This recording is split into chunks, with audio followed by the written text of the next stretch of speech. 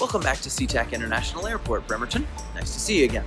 But it's not always easy to get to SeaTac from the shores of the Kitsap Peninsula. So today, I present to you 5 different ways that you can get to the airport from Kitsap County on this special edition of the Bremerton Beat Blast. Stick with us.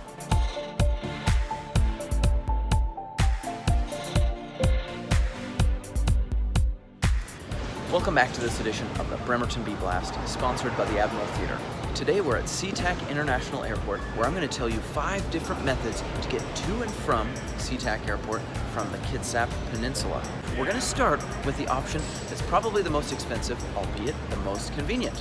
You can call a cab or get a rideshare service like Uber and Lyft to come and pick you up at your house. However, I found that the cheapest option for this is about $85, and you're likely going to be paying north of $100. A more convenient way? No. It's a door-to-door service. Option number 2, you could elect to drive your own car across the Tacoma Narrows Bridge and come all the way here to SeaTac, where you can park at the airport or one of the many lots that encircle it. That option is going to run you about $5 to $15 a day, plus of course the gas and wear and tear on your car to get here. You're also subject to our dubious distinction of having some of the finest traffic between Seattle and Tacoma of anywhere in the entire country. But if you have a really late flight, or perhaps one early in the morning, it's hard to beat, and the traffic shouldn't be so bad at those times. Option number 3, if you'd like to have somebody else do the driving, try the Kitsap Airporter. For $26 in each direction, it'll pick you up at 7 different locations in the Kitsap Peninsula and deliver you to SeaTac's doorstep. A service that's been provided in the community for almost 40 years. You'll probably notice our fares are the lowest on the planet. And secondly, we offer frequent trips. We operate to the airport 21 times a day. Running a business, it's really great because I don't have to drive and worry about traffic. I can just work on my phone and get everything taken care of while I'm on my way to the airport, and it's a piece of cake. Option number 4, last I checked, we have a pretty picturesque ferry that will take you from Bremerton or Bainbridge Island into downtown Seattle. That option, however, leaves you in downtown wondering how to get to SeaTac.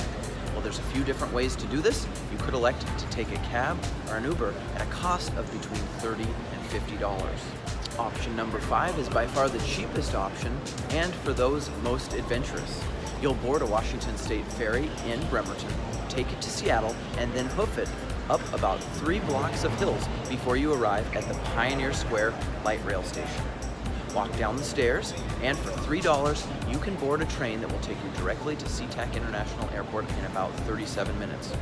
All told, this journey does take 2 hours, and you have to combine both the light rail and the Washington State ferry journey. That can be problematic at early hours of the morning and late into the evening. But if you have the time, there is no cheaper way to get from Kitsap to SeaTac. I find it's convenient, especially if I'm traveling alone. It's not really worth parking anywhere. I don't want to inconvenience somebody by asking them for a ride. I don't like the shuttle services because I just feel like they take forever and they're not very comfortable. You don't get a chance to stretch your legs. I've tried it a couple times and it works, so I think it's the best way to go. It's not that scary. just give it a shot, plan it out, make sure you double check the schedule. And finally, what's on tap for your weekend, sponsored by Silver City Brewery Tap Room in Bremerton. Happy Thanksgiving, everybody. Before you dig into that Thanksgiving turkey, I'd encourage you to get out for a 5K. There's just a group of us, we just love to run and we get together. It's really informal. We start with a prayer and then just go on our way. People go at their own pace. It's just really uplifting. We started it because we wanted something that we could do together that just gave us the opportunity to remember why it is that we celebrate Thanksgiving and really focus on what it is that we're thankful for. That's it for this week's episode, Bremerton. Travel safely and have a very happy Thanksgiving.